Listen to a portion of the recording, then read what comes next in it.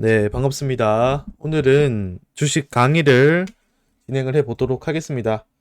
자, 주도권을 가지는 주식 투자 여기에 대해서 설명을 드릴 건데, 오늘 볼 내용은 이 국내 주식 시장의 문제점을 인지하고 어떻게 마인드 세팅을 가져가야 하는지 여기에 대해서 설명을 드려보도록 하겠습니다. 자, 국내 주식 시장의 문제점인지 여기부터 시작을 해 보도록 할게요. 첫 번째는 기업의 문제점입니다. 횡령, 배임, 이중장부 문제에 세금 낼 때 되면은 기업은 세금 적게 내기 위해서 갖은 꼼수는 다 부립니다. 그리고 주가가 올라가게 되면요, 이 꼭대기에서 전부 다 팔아치워 버려요. 그러니까 미국 시장처럼 주가가 꾸준하게 우상향할 수가 없는 구조입니다. 이해되시죠? 그리고 세 번째, 미국과 다르게 주주 환원 정책이라고는 없어요. 배당주 얼마나 많나요? 없죠? 없다시피 합니다. 자, 이런 문제점들이 있고, 두 번째는 국가의 문제점이에요. 대기업을 잡아먹으려고 난립니다. 그쵸? 세금 문제 갈수록 커질 거고요. 지금 금투세 유예를 했지만 언제 또 될지 몰라.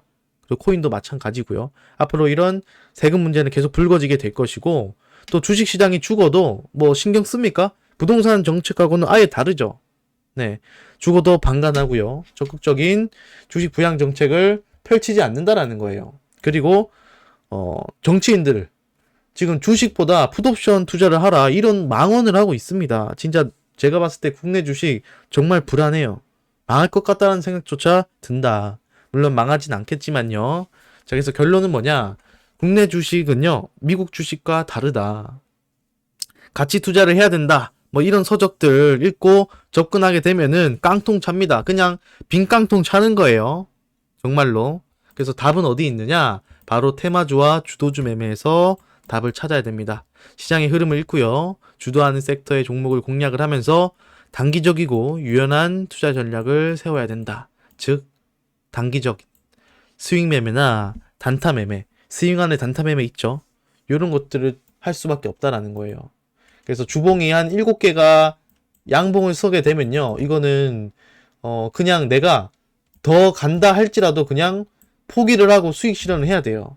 이거는 제 매매 원칙입니다. 7주, 8주 이상 쭉쭉쭉 날아가지 않아요.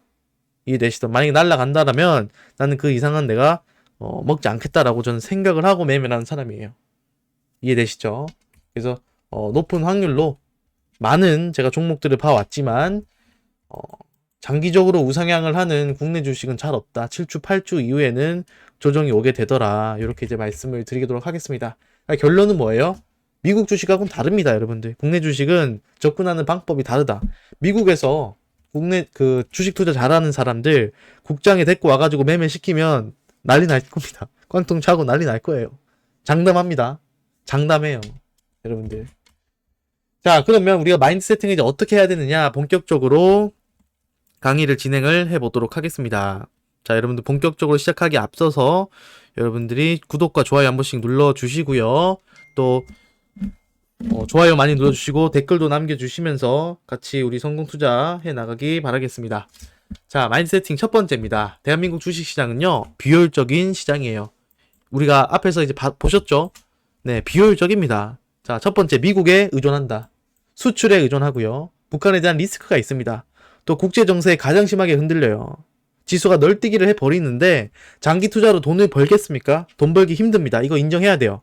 아시겠죠? 지금 전쟁 난 소련보다도 지수가 안 좋아. 말이 됩니까 이게? 장기 투자로 돈 번 사람들 정말 없어요. 1000명 중에 몇 명 될까 말까 모르겠습니다. 국장에서 돈 번 사람은요, 적당한 베팅을 한 사람이 돈을 버는 거예요. 적당한 베팅을 한 소수가 돈을 번다는 겁니다. 리스크 관리를 한 이라고 제가 덧붙일게요. 그래서 돈을 버는 사람이 극소수라는 점을 반드시 인지를 하셔야 되고요. 개미들, 불나방처럼 양봉 뭐 그런 종목들, 뭐 이슈들 이런 것들만 보고 들러붙으면은 전부 다 자빠집니다. 무작정 뛰어들면은 절대 안 된다라는 말씀을 드립니다. 자, 두 번째입니다. 국내 시장은요, 폭탄 돌리기 시장이에요. 폭탄 돌리기 시장이다. 결국에 아래에서 세력들이 작업을 하고요, 주가를 띄웁니다.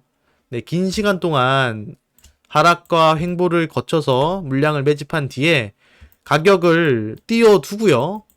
그리고 나서 호재를 터트리는 거예요.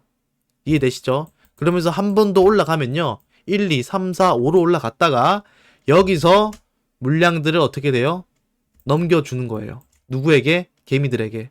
그러면 이 구간에서 조정이다라고 매수를 했다가 살짝 데드캣 바운스 나오고 그대로 내려 꼽습니다. 조정은 깊고 강력해요. 빠르게 오는 게 바로 조정이다.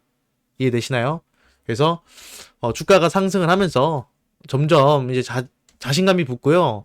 여기서는 찔끔 들어갔다가 이런 곳에서 이제 몰빵 배팅을 하고 과도한 배팅을 하게 되면요. 이것은 바로 깡통입니다. 전부 다 물량을 물리게 되는 그런 과정이죠. 그래서 이런 것들이 이제 주식은 이런 식으로 파동을 그리면서 가고요. 이런 성숙기와 쇠퇴기를 파악을 해야 된다. 이건 상승과 조정을 파악을 해야 된다는 얘기와 같죠. 그래서 세력들이 미리 준비 작업을 하고요. 주가를 올린 뒤에 개미들에게 비싼 가격에 팔아 폭탄 돌리기를 하는 이 현실을 반드시 이해를 하셔야 된다. 아시겠죠? 뉴턴도 그 똑똑한 뉴턴도요. 마찬가지로 이런 시장에 당해왔습니다. 그래서 반드시 폭탄 돌리기 시장이라는 것을 명심을 해 주시고요. 자, 세 번째입니다. 아무리 운이 좋아도 결국은 실력이더라. 자, 운도 실력이 뒷받침돼야 빛이 납니다. 네, 운은요, 실력을 통해서 유지가 돼요. 그래서 노력하는 사람에게 결국 운이 찾아온다라고 하죠. 그쵸? 그래서 만약에 노력을 하지 않았는데 운이 찾아온다. 그거는 정말 소수일 거예요. 그게 내가 될 거라는 보장이 없죠. 그래서 공부하지 않고 시장에 뛰어들게 되면은 실패는 필연적이다라고 했습니다. 소중한 돈을 지켜야 돼요. 네, 쉽게 날리면 안 된다라는 겁니다. 그래서 현실은 왜 우리가 실력을 갖춰야 되고 공부를 해야 되느냐? 세력들은요, 자본, 정보, 실력에서 모두 당신을 압도한다. 개인 투자자를 압도해요. 그들이 결국 돈을 다 앗아가는 그런 구조 안에 있다라는 겁니다. 그래서 세력과 경쟁하려 하지 말고요. 그들의 흐름에 동참하는 전략을 취해야 된다. 즉 세력과 붙어 먹어야 된다라는 얘기예요. 그 붙어 먹으려고 해도 내가 준비가 되어 있어야 붙어 먹을 수 있다라는 거죠. 그래서 개인은 외인과 기관과 반대로 움직여요. 개인은 외인이 팔면은 사고요.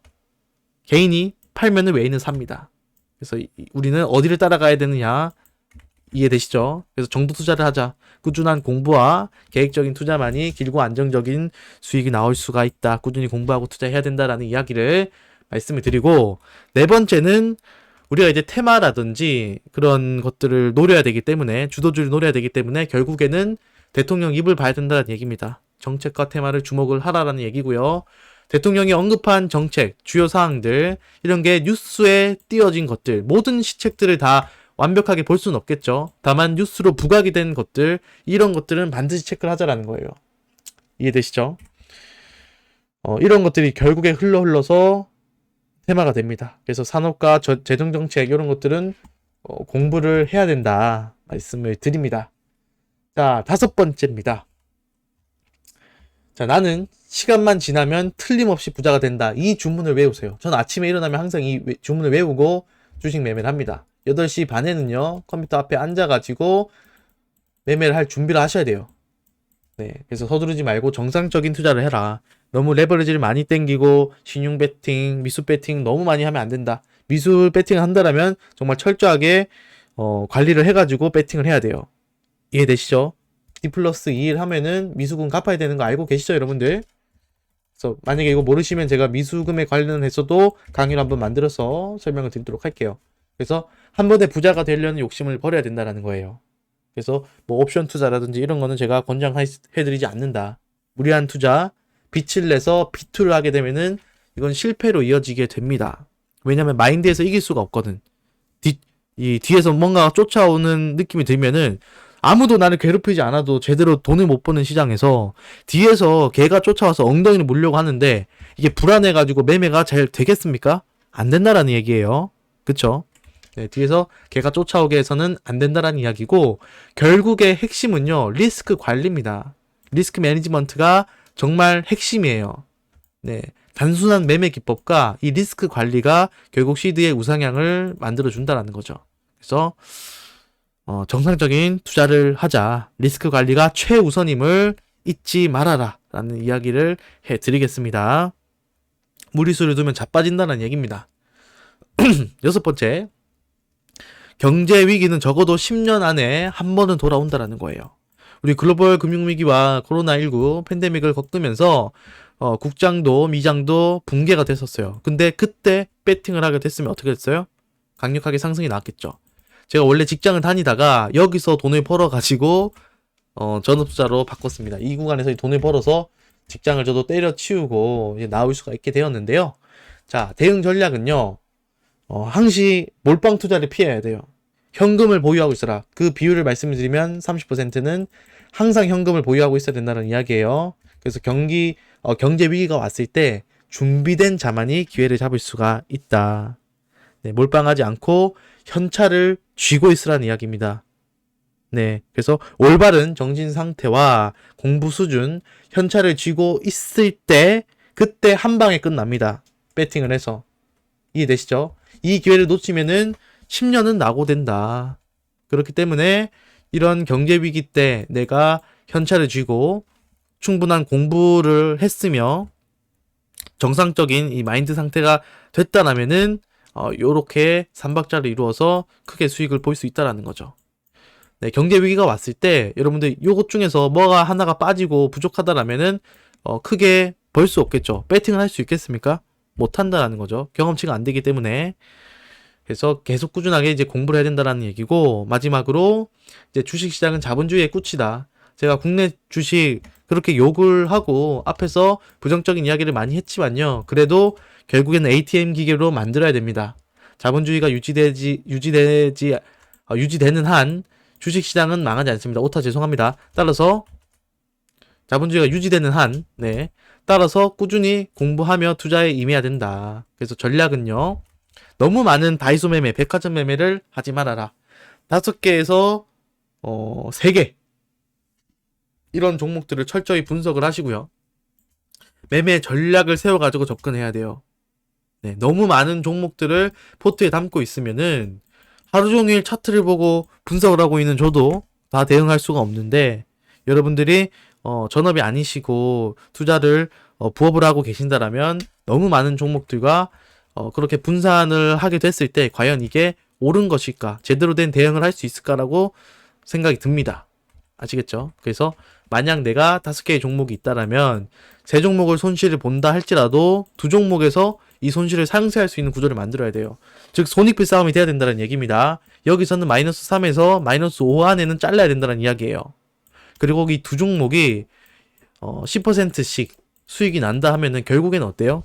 플러스로 이제 마감을 하게 된다는 거죠.